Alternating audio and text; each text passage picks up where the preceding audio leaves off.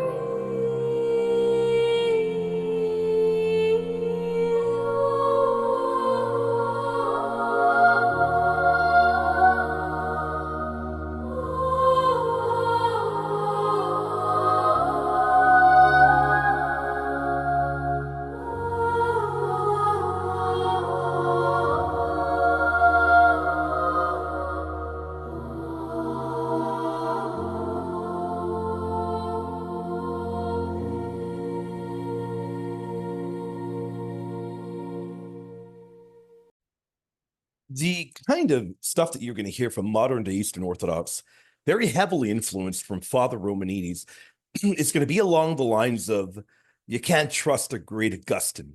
St. Augustine is not a trustworthy father, even to the point of Augustine not being an early church father. You're going to hear. You're going to hear the line that, well, Augustine was called blessed, as if that is going to lower his status at all from being, a saint, as if calling him blessed means he's not a saint. But you're going to hear how Augustine cannot be trusted when it comes to his Trinitarian theology. A lot of that you hear comes from the toxic online community. Unfortunately, it's even gone into the hierarchy where they spew all kinds of nonsense when it comes to the great Augustine. But by and large, you're going to hear the bunk from the online community. As we pointed out many times over, the online community really are disconnected from reality. They're not doing any real work. They're not doing any scholarly work. They have no ability to actually read the original texts of Polemos, Mark of Ephesus, Gennadios, Scholarios, or any of these other figures. They're not doing real work. So what really does help them the most is to engage in polemics, and they're going to engage in polemics. In order to trash the great Augustine, they realize that they cannot make the argument that Photius and others made, that, well, the texts of Augustine have been corrupted. They know that in the modern day world, we know his manuscripts have not been corrupted. And by knowing that, there's a massive problem that St. Augustine was decisively Catholic on the canon, on purgatory. I mean, we could go on and on.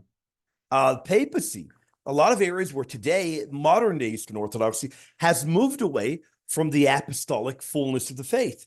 So rather than taking making the argument that a Photius would have made or a Dositheus would have made, claiming corruption of manuscripts, they cannot do that. Because we know today the manuscripts of his have not been tampered with or corrupted. Because of that, they've got to go the route of Father Romanides and just trash Augustine altogether and try to revise history. And that is really the case of most modern day Eastern Orthodoxy. Most modern day Eastern Orthodox apologists. Truly is unfortunate. But we're going to hear a little bit. We're going to hear the full video. We're going to rewind and hear it's only about 4 minutes, not even 4.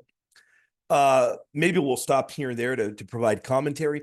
And then we're going to dive in. We're going to refute the Eastern Orthodox, as we always do, utilizing their own saints against them. I mean, they're really, what better way by quoting the councils they hold to and the saints they hold to refute them. We've been doing it for the longest time.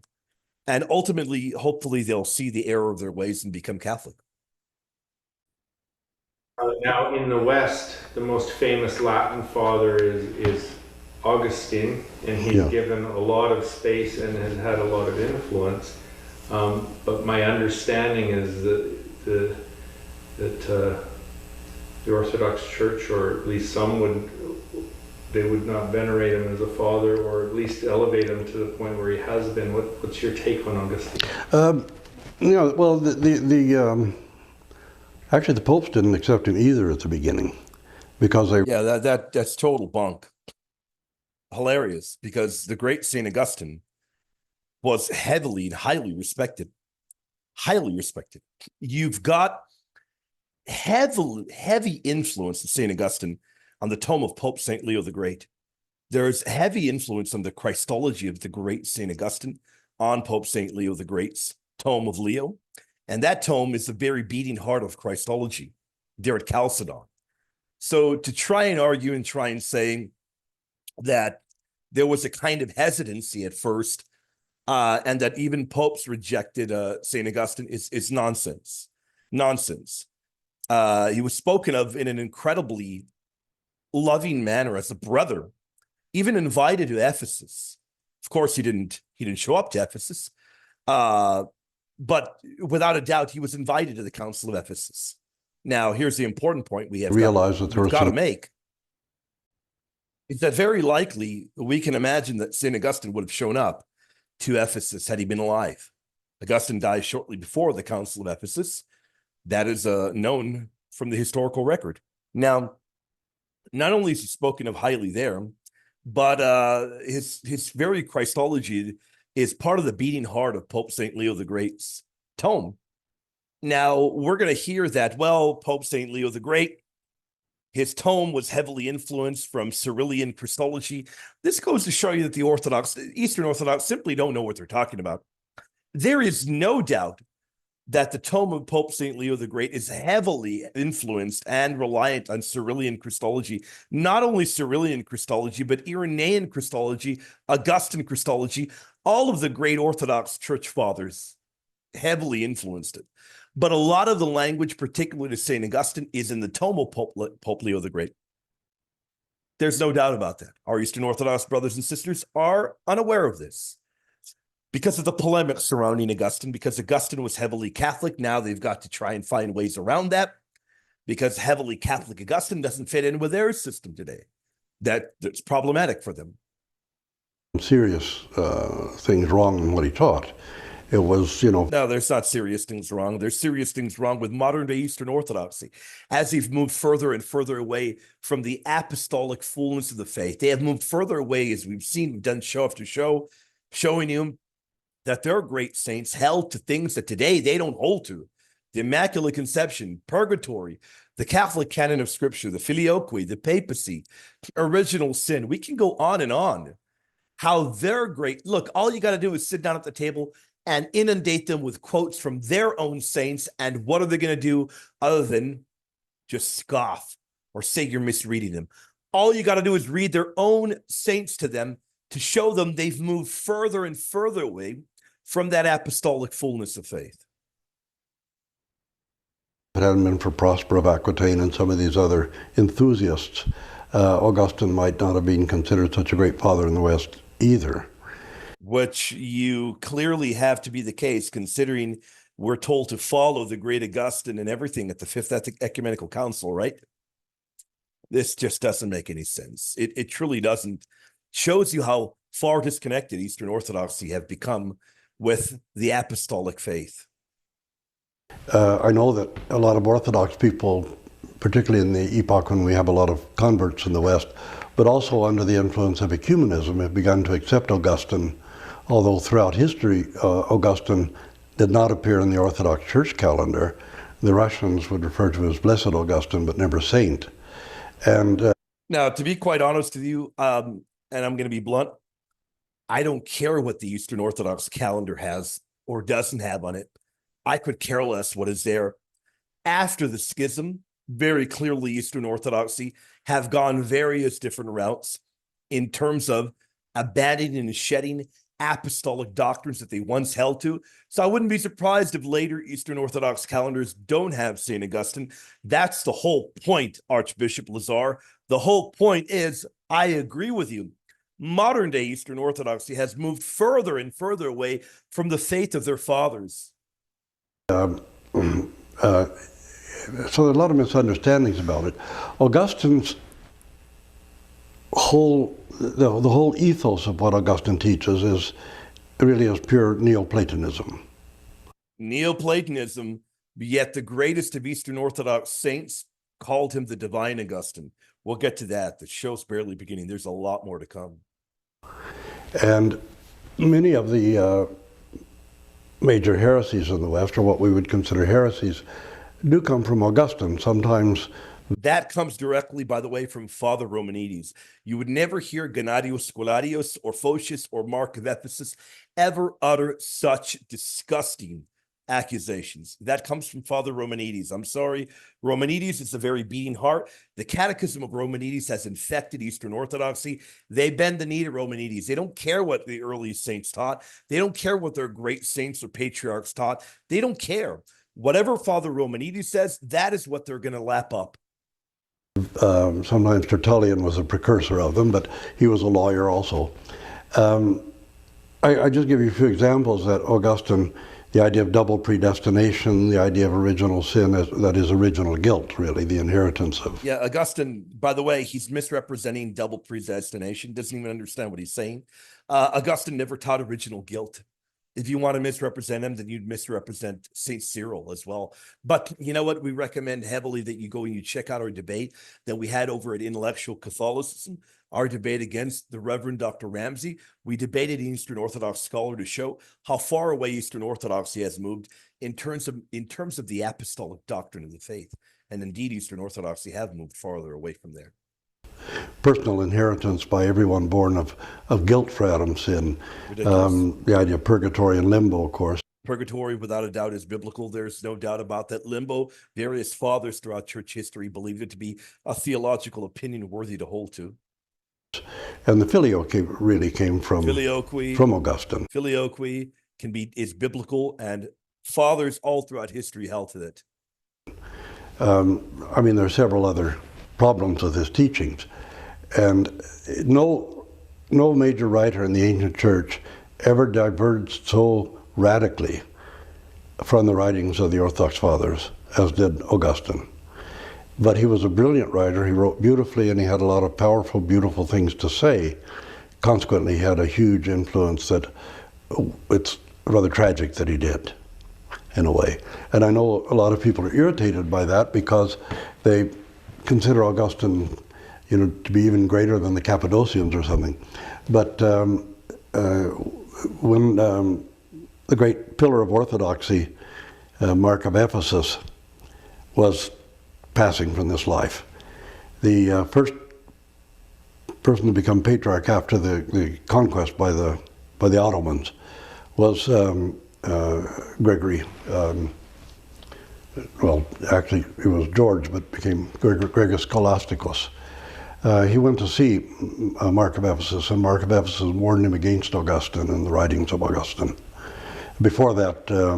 there is no such writing in Mark of Ephesus of warning anybody on the writings of Augustine.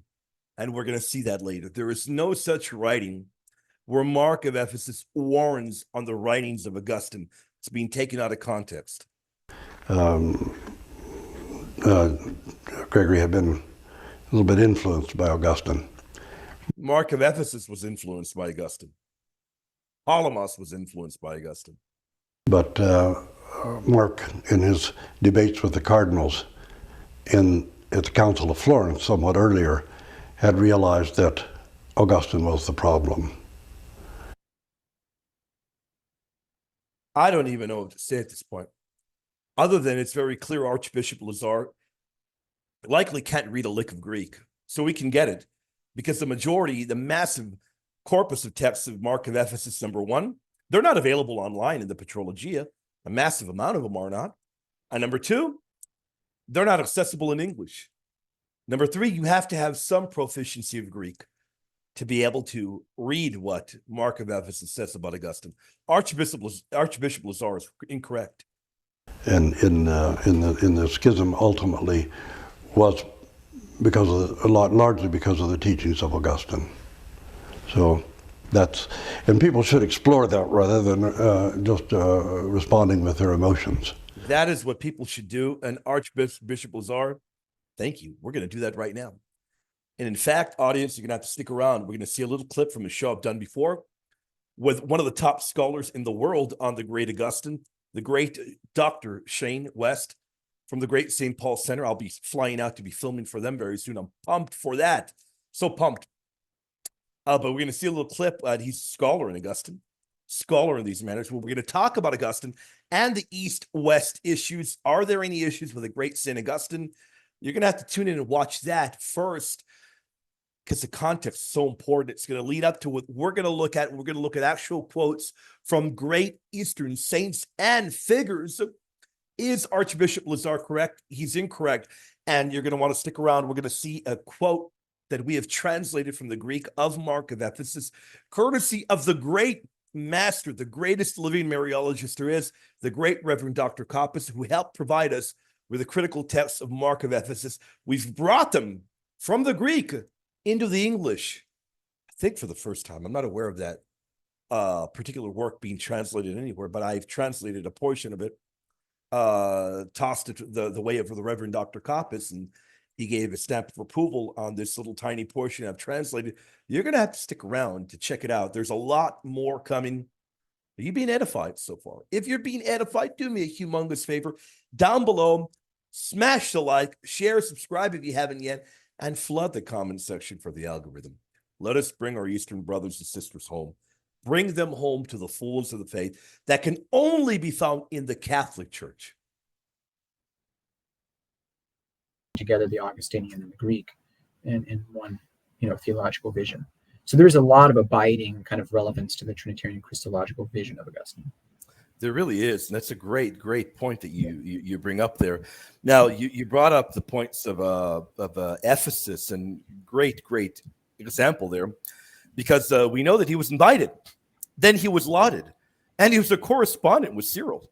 Now, today our Oriental Orthodox brothers and sisters, of course, and rightly so, they love the great Saint Cyril of Alexandria. But I tell my friends that are Oriental Orthodox, you shouldn't have a problem with Augustine, because the all-wise and great Cyril did not. And in the Act of Ephesus, he's even called a brother. So that is quite important to point out. And, that's a magnificent point. You bring up a number of interesting things there. Now, it reminds me of also the great Ecumenical Council of Constantinople too, which you alluded to. Well, you flat out mentioned it. Now, look at what we read here. We further declare that we hold fast to the decrees of the four councils and in every way follow the holy fathers, Athanasius, Hilary, Basil, Gregory the theologian, Gregory of Nyssa, Ambrose, Theophilus, John Chrysostom of Constantinople, Cyril, Augustine, Proclus, Leo, and their writings on the true faith. Now that, to me, if there is anything that would give you a stamp of approval in terms of orthodoxy, you got it right there, don't you, brother? Right. I mean, I think in this case, if you look, there's not a whole lot of representation from the West, right? No, but they make sure to slip in Ambrose, Augustine, and Leo. Yep. Right. And I would want to add Cyprian, Same here. There's right. Which, yep. He's not. I know he's not in there in Constantinople 2. Yeah. But this shows you, and you think this is Constantinople 2, which is dealing with a continued debate, in particular on Christological questions related to Christ's passion. But the fact is that they're not just singling Augustine, but they're also singling out Augustine, Ambrose, and Leo in particular on this set of questions. Yes. Saying these are fathers that you should be consulting for these particular questions that we're debating at Second Constantinople and will continue to be debated really through Second Nicaea in 787, right? That's kind of the ongoing thrust of these ancient councils. It shows you kind of a powerful enshrining of Augustine. And the fascinating thing is that it took a long time. We've talked about this, that it took a long time for the Orthodox to our Eastern brothers to turn on Augustine. Yeah. A lot of that has to do, as you know very well, with Father Romanides, unfortunately.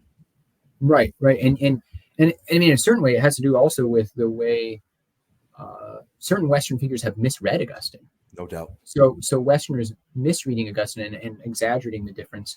But really, it's like, so Photius is fascinating, right? So you think of, he of the Phocian schism, but Photius wanting to be obedient to Constantinople II, but maybe having a different theology than Constantinople II, arguably. Of course, that would be debated, right? But Photius, he would end up arguing that Augustine's works have become corrupted. Yeah.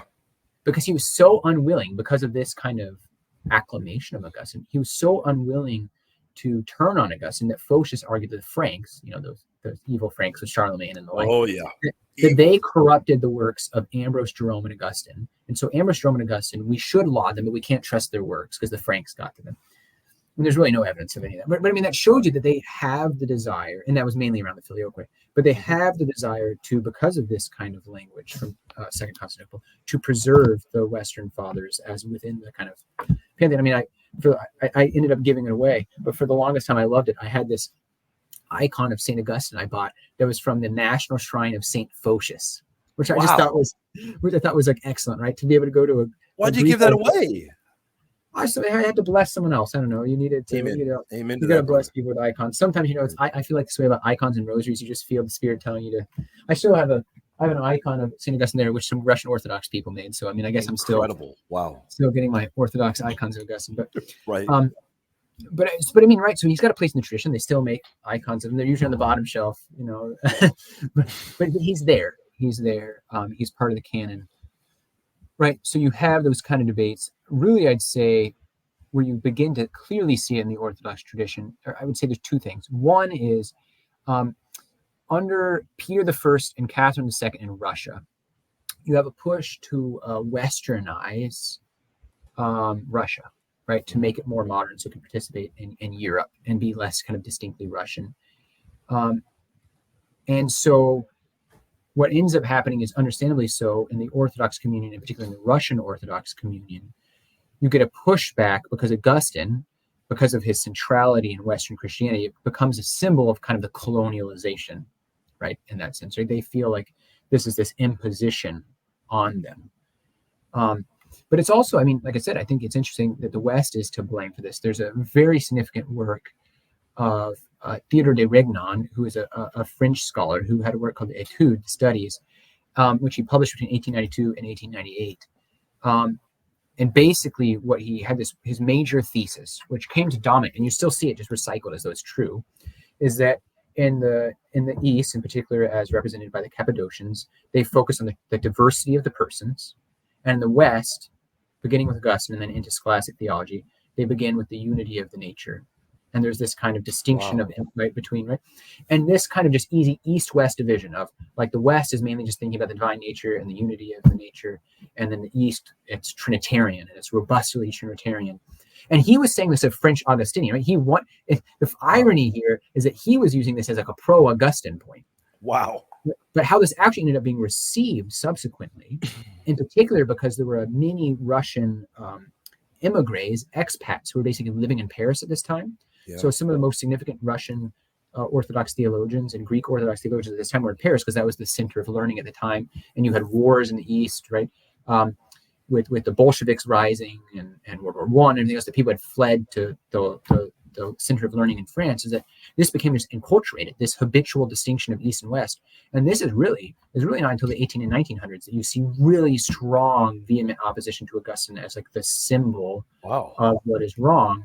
Even though I think that you would be very hard pressed to make this actually an effective argument that Augustine's Trinitarian theology is somehow like other than the Greeks, right? But you have this opposition where they're opposed with each other. Yeah.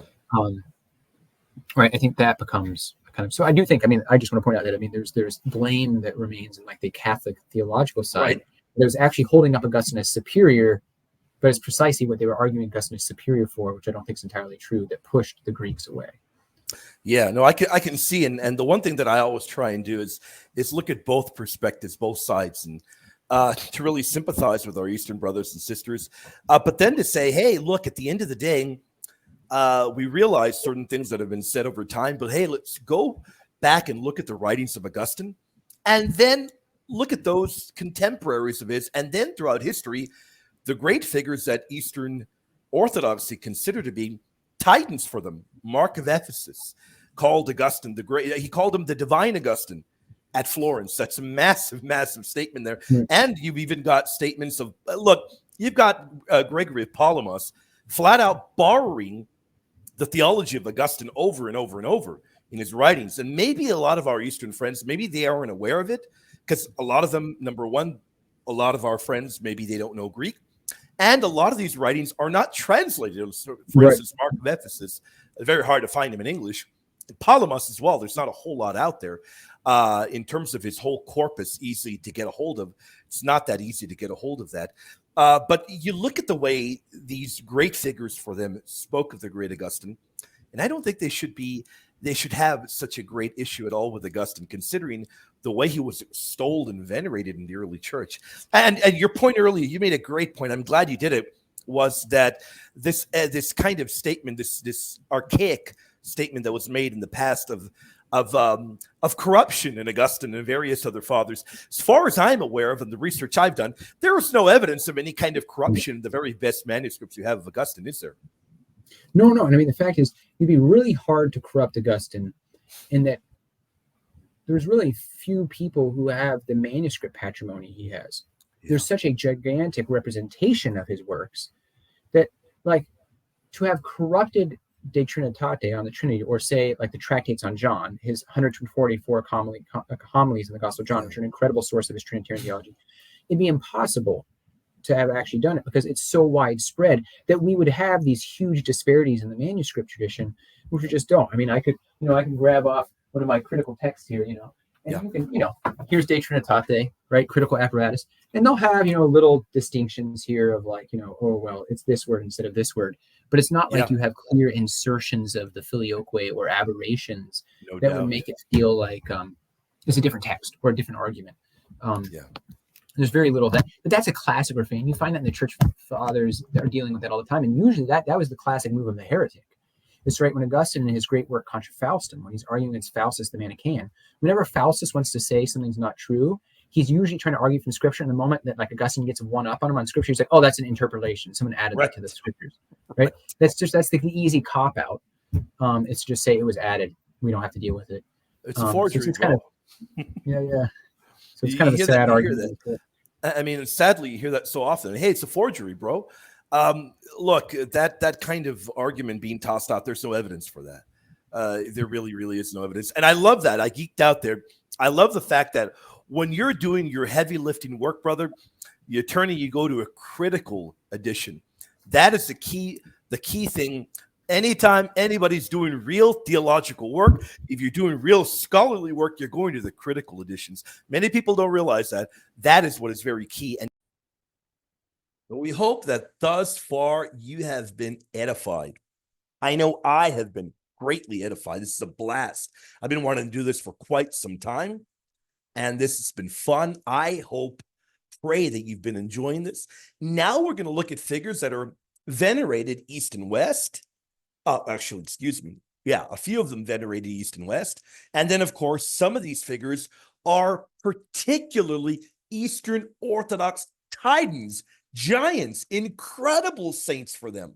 So we're going to be looking at some quotes that maybe you aren't aware of, that I'm going to bring to your attention. Some quotes that I think are going to blow you away.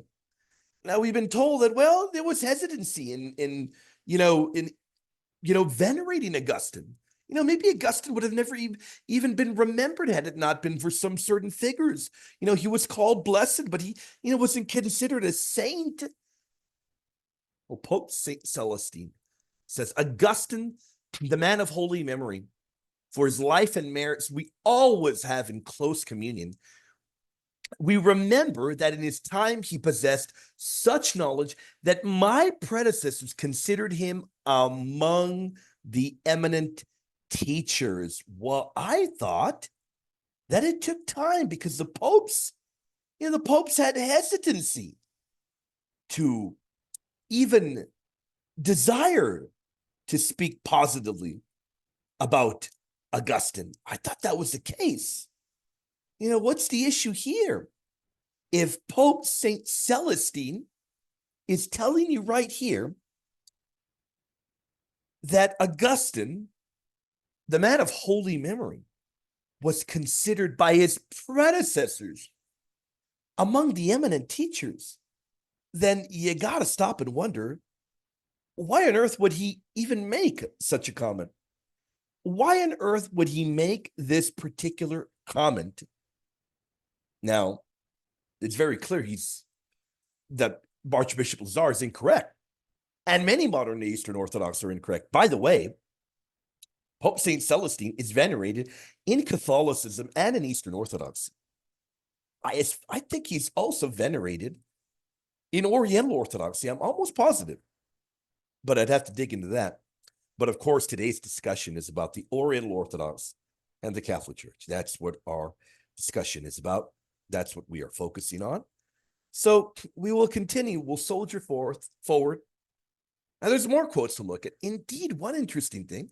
By the way, Palamas heavily relied on Augustine, particularly his Trinitarian material. That is known by modern-day scholars galore in Eastern Orthodoxy. The Fourth Hesychast Council in 1368 calls the pillar, the great Augustine, the divine Augustine. Now, according to modern-day Orthodoxy, you shouldn't follow Augustine. Augustine's got some suspect stuff. Augustine's Trinitarian stuff shouldn't be followed. I have seen online Orthodox apologists, so-called apologists, when asked, what do you think of Augustine, his Trinitarian work? It's terrible. Don't read it. Don't follow it. It's terrible. It's heterodox. He's a Neoplatonist. These are individuals that, number one, they don't know how to do critical research. Number two, they can't read a lick of Greek.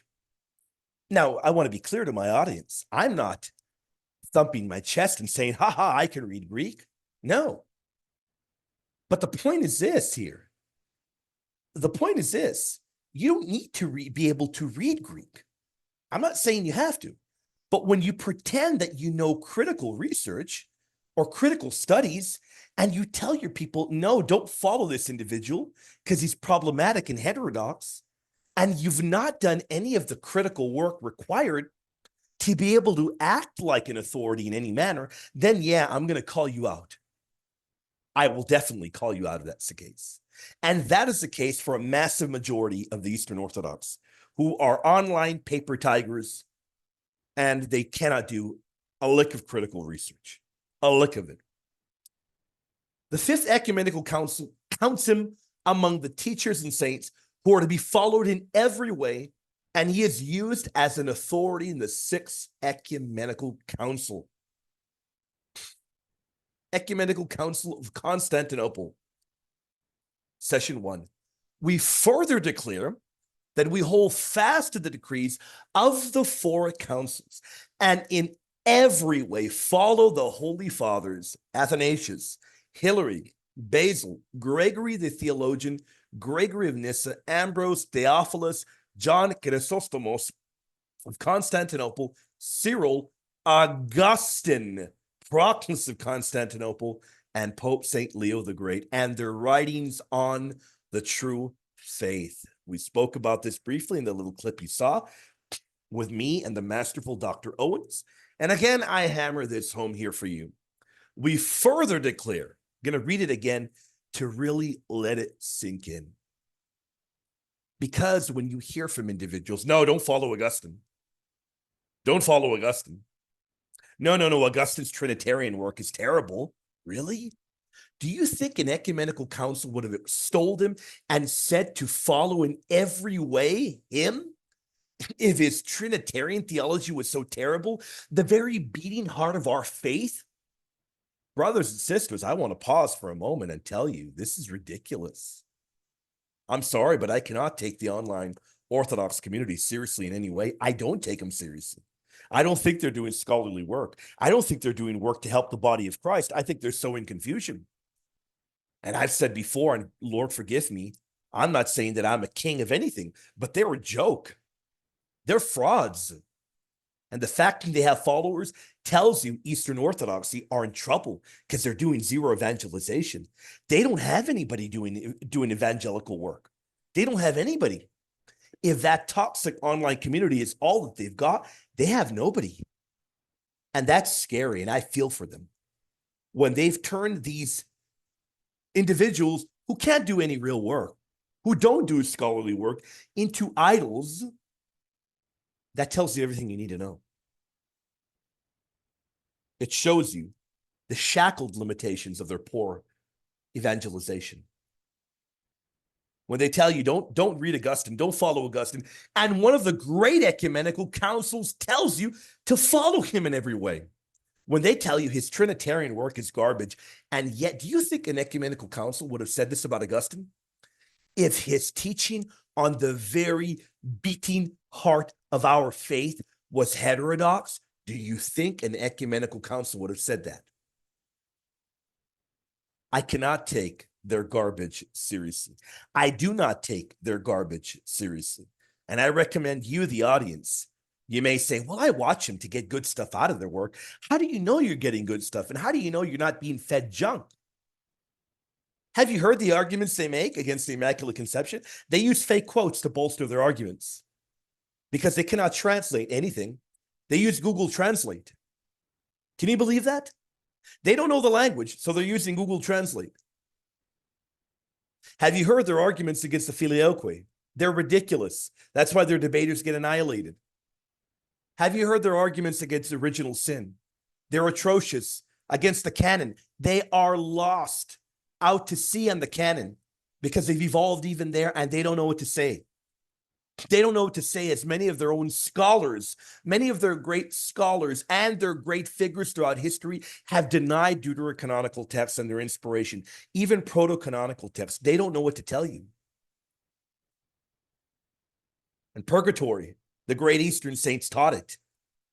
They don't know what to tell you about that because they mostly deny it today. They don't know what to do. So what do when figures like Augustine taught these things? Held to the North African code, clearly taught the filioque, clearly taught purgatory, and on and on. Well, they're going to not, it won't work anymore. Photius and Dositheus accusing the manuscripts of having been tampered with by probably monks or some bishops or some priests. We know that's not true. So modern Orthodox tell you just avoid him. He's heterodox. But it doesn't work because people are smarter and a lot of people know how to read and do critical research. And that's why we're here at Patristic Pillars, to debunk this kind of garbage being trashed, being spread around online. It's trash. It's trash, ladies and gentlemen. Gennadios Scholarios. If anyone does not think and say that Augustine is a saint and blessed, let him be anathema. Goodness. Goodness. Gennadios Scholarios. Well,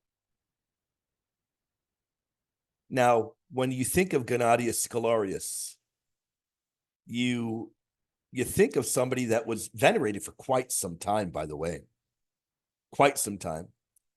And Mark of Ephesus, before his death, this was his hand-picked successor, George, or Gennadius Scholarius.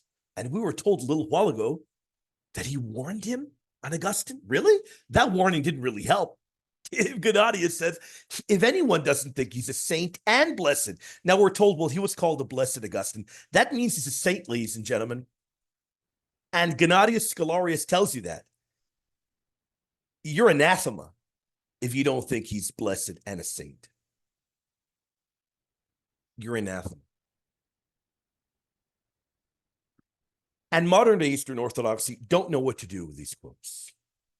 They don't know what to do. Photius calls him Divine Augustine.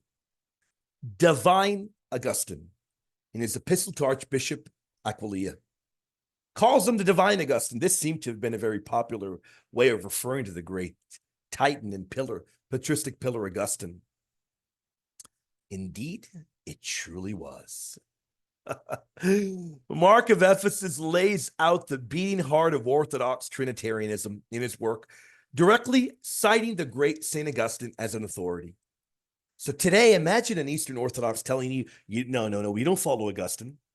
Now, the guy, he wasn't a saint. He was blessed, but not a saint. Yet you've got these titans. These are not just any kind of regular figure. They're titans. Even Joseph Brienius, which we didn't put forward here, but even he stole Augustine. These are titans in Eastern Orthodoxy. Titans. And Mark of Ephesus is laying out the very beating heart of Orthodox Trinitarianism, and he's directly citing the great St. Augustine as an authority. What a different world it was back then, and what a different world we see today in Eastern Orthodoxy as they move further and further away from the apostolic faith. You should be shocked. If you're Eastern Orthodox, you should be horrified that your faith, we always hear, well, Eastern Orthodoxy, it doesn't change. It hasn't changed. It hasn't changed in any way at all. Oh, it has mutated to such a massively different form and a different creature than it was before that it is almost unrecognizable. Indeed, says Mark of Ephesus, a giant, a titan for Eastern Orthodoxy. Indeed, these are the common and essential names of the divine persons, as the Divine Augustine testifies in his work on the Trinity. I hope that pause was enough time for you to just take it in. Indeed, these are the common and essential names of the divine persons, as the Divine Augustine testifies in his work on the Trinity. The very work that online Orthodox polemicists tell you is not trustworthy, is heterodox, you shouldn't follow. You're told right here by Mark of Ephesus, their great saint, that these are the essential names of the divine persons. This is a beating heart of orthodoxy, he's saying. And who shows us this? The divine Augustine. The divine Augustine testifies in his work on the Trinity. If anything, Mark of Ephesus should be urging you to go read Augustine's Trinitarian work. Where modern day Eastern Orthodoxy has moved further away from the faith of their fathers. Their great saints and patriarchs had a different worldview than they do. I don't know what to say. It should shock you, as it shocked me as I was. There's more. By the way, you'd be shocked at the statements of Mark of Ephesus and the papacy. There's more that we're working to bring forth and translate. There's a lot more.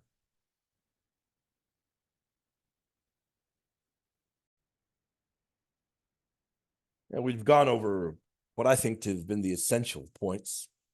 We hope you've been edified. Have you been edified? Have you enjoyed the show that we've put before you? We hope you have. As far as I'm aware, there's nothing else out there like the show we put forth today.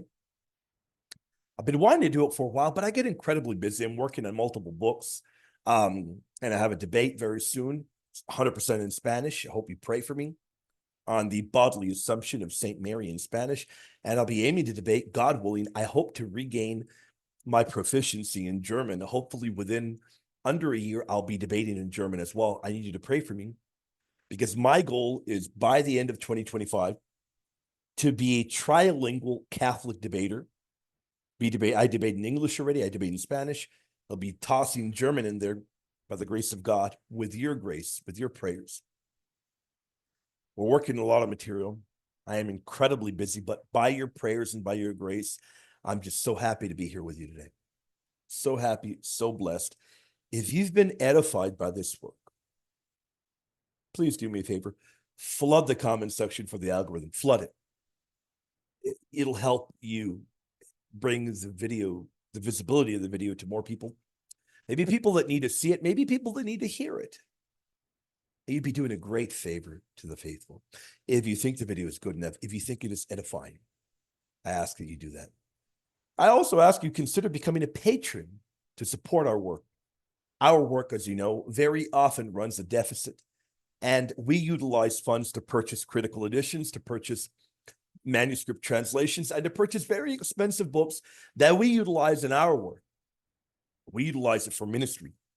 All of it goes to ministry, and we hope you consider supporting us either by that way or the greatest way. If you say, William, I am unable to, you can pray for me, and that is the greatest support you can give me.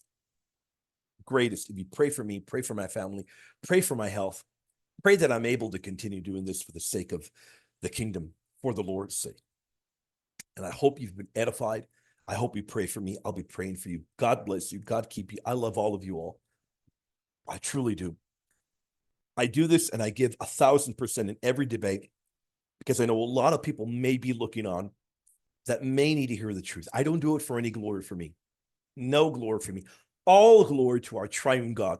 I know a lot of people might be stuck in the darkness. They might need to hear the truth of the Catholic faith that I needed to hear at one point in my life. And I do it for the love of Christ, for the love of the church, for the love of our triune God. And I love you from the bottom of my heart. God bless you.